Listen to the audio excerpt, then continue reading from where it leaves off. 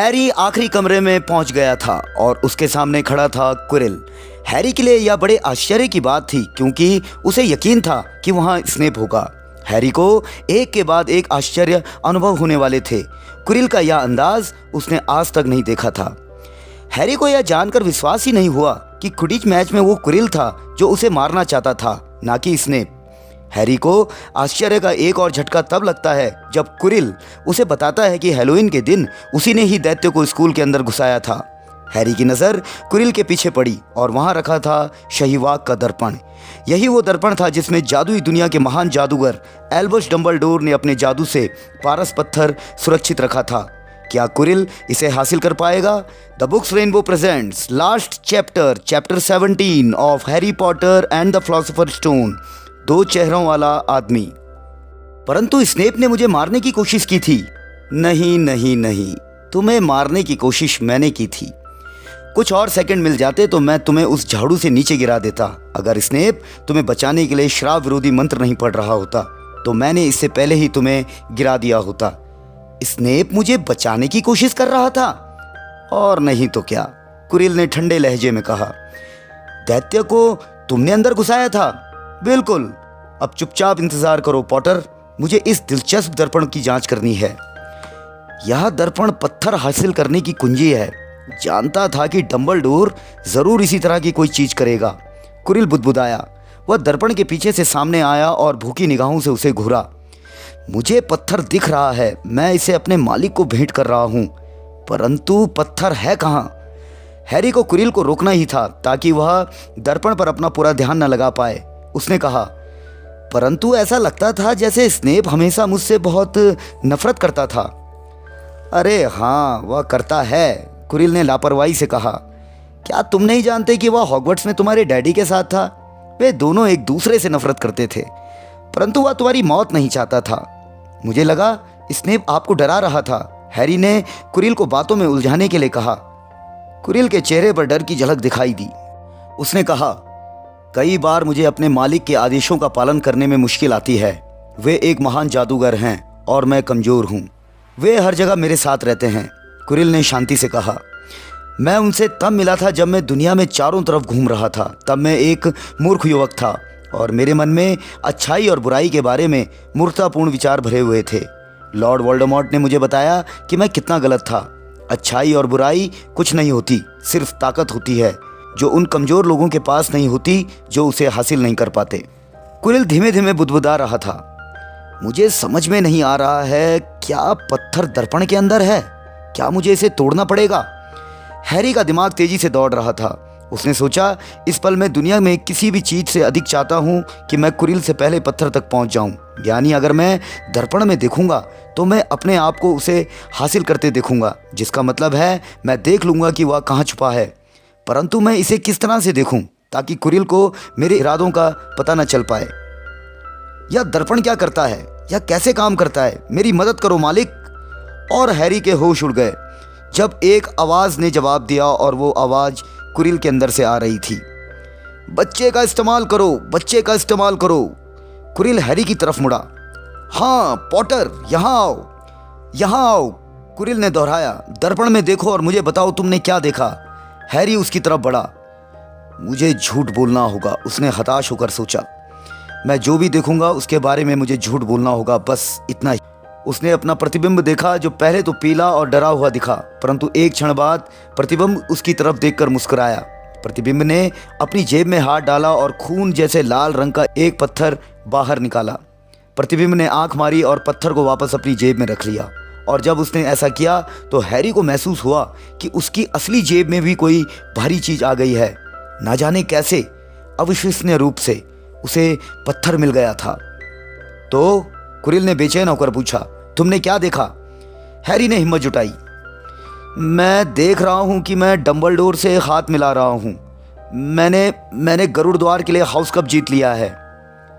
वह झूठ बोल रहा है, वह झूठ बोल रहा है। पॉटर इधर आओ, क्विरिल चिल्लाया। मुझे सच सच बताओ, तुमने अभी अभी क्या देखा? ऊंची आवाज़ एक बार फिर आई। मुझे उससे बात करने दो, आमने सामने। क्विरिल अपने हाथ ऊंचे करके अपनी पगड़ी खोलने लगा।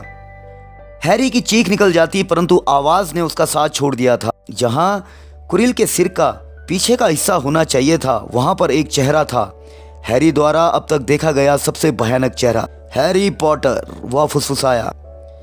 देखो मैं क्या से क्या बन गया हूँ, शैतानी चेहरे ने कहा। सिर्फ छाया और धुआं।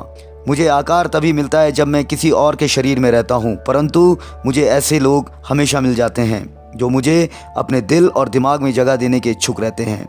पिछले कुछ सप्ताहों में मुझे यूनिकॉर्न के खून से ताकत मिली। तुमने जंगल में वफादार कुरिल को मेरे लिए यह खून पीते देखा था, और एक बार जब मैं आयु बढ़ाने वाला अमृत पी लूँगा तो मैं अपना खुद का शरीर बना सकता हूँ। अब तुम मुझे अपनी जेब में रखा हुआ पत्थर निकाल कर क्यों नहीं दे देते? बेवकूफ़ी मत करो, शैतानी चेहरे ने तमतमाते हुए कहा। बेहतर होगा कि अपनी जान बचा लो और मेरे दल में शामिल हो जाओ, वरना तुम्हारा अंत भी वही होगा जो तुम्हारे माता पिता का हुआ था। वे लोग मुझसे दया की भीख मांगते हुए मरे थे। झूठे कहीं के, हैरी अचानक चीखा। कितना दिल छू लेने वाला दृश्य है, उसने फुफकारते हुए कहा। मैं हमेशा बहादुरी की कद्र करता हूँ। हाँ लड़के, तुम्हारे माता पिता बहादुर थे। मैंने पहले तुम्हारे पिता को मारा और वे बहादुरी से लड़े, परंतु तुम्हारी माँ फालतू में ही मरी। वे तुम्हारी रक्षा करने की कोशिश कर रही थी। अब पत्थर मुझे दे दो ताकि तुम्हारी माँ की मौत बेकार न जाए। कभी नहीं। हैरी लपटों से भरे दरवाजे की तरफ लपका, परंतु वोल्डेमॉर्ट चीखा। उसे पकड़ो, उसे पकड़ो! वोल्डेमॉर्ट दोबारा चीखा और कुरिल ने छलांग लगा दी। उसने हैरी को गिरा दिया और उसके ऊपर चढ़ गया तथा अपने दोनों हाथ हैरी के गले पर रख दिए। हैरी का निशान उसे दर्द के मारे अंधा बनाए दे रहा था, परंतु वह देख सकता था कि कुरिल भी दर्द के मारे चीख रहा था। मालिक, मैं उसे पकड़े नहीं रख सकता, मेरे हाथ। तो फिर उसे मार डालो मूर्ख, और किस्सा खत्म करो, वोल्डेमॉर्ट चीखा। कुरिल ने मारने वाला श्राप देने के लिए अपना हाथ उठाया, परंतु हैरी सहज बुद्धि से ऊपर उठा और उसने कुरिल का चेहरा पकड़ लिया। और तब हैरी यह समझ गया, कुरिल उसकी खुली चमड़ी के स्पर्श को सहन नहीं कर सकता था, क्योंकि इससे उसे भयानक दर्द होता था। कुरिल को पकड़े रखना ही उसके लिए बचने का इकलौता रास्ता था। हैरी ने कुरिल को एक तरफ धक्का दिया।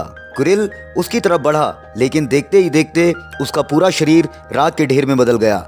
हैरी ने पत्थर उठा लिया, लेकिन अचानक डरावने बादल के तूफान के साथ वोल्डेमॉर्ट हैरी को गिराता हुआ भाग गया। हैरी बेहोश हो गया। हैरी!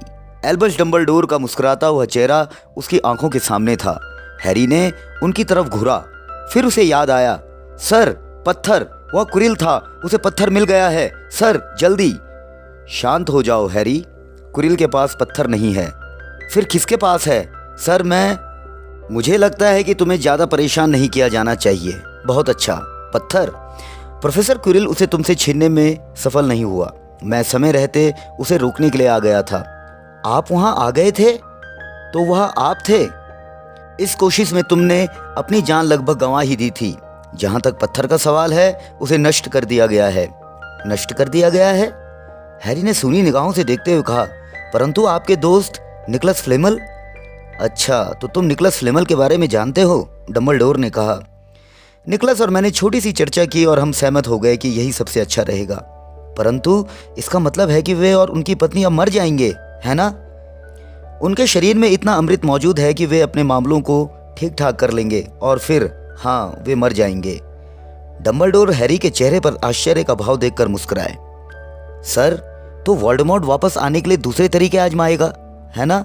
मेरा मतलब है वह खत्म नहीं हुआ, है ना? नहीं हैरी, वह खत्म नहीं हुआ है। वह अब भी कहीं पर है, शायद किसी दूसरे के शरीर की तलाश में जिसमें वह रह सके। चूंकि वह सचमुच जीवित नहीं है, इसलिए उसे मारा नहीं जा सकता। उसने कुरिल को मरने के लिए छोड़ दिया। वह अपने समर्थकों के प्रति भी उतनी ही कम दया दिखाता है जितनी कि दुश्मनों के प्रति। साल की आखिरी दावत रात को थी। सौभाग्य से कुछ ही देर में डंबलडोर आ गए। शोरगुल बंद हो गया। एक और साल गुजर गया। डंबलडोर ने खुशनुमा आवाज में कहा, यह साल भी क्या साल था। अब जैसा मैं समझता हूँ, हाउस कप का पुरस्कार दिया जाना है और पॉइंट्स की स्थिति इस प्रकार है। गरुड़द्वार 312 पॉइंट के साथ चौथे स्थान पर, मेहनतकश 352 पॉइंट के साथ तीसरे स्थान पर, चीलघात के हैं 426 पॉइंट और नागशक्ति के हैं 472 पॉइंट। नागशक्ति की टेबल से तालियों और पैर पटकने का तूफान सा उठा। हाँ, शाबाश नागशक्ति, डंबलडोर ने कहा। बहरहाल हाल की घटनाओं पर भी ध्यान देना होगा। कमरा बहुत शांत हो गया। डंबलडोर ने कहा, मुझे कुछ आखिरी पॉइंट देने हैं, मुझे देखने दें। हाँ, सबसे पहले मिस्टर रोनाल्ड वीजली को। हॉगवर्ट्स में बहुत सालों के बाद देखे गए शतरंज के बेहतरीन खेल के लिए मैं गरुड़ द्वार हाउस को 50 पॉइंट देता हूँ। गरुड़ द्वार की तालियों ने जादू की छत को लगभग उठा दिया।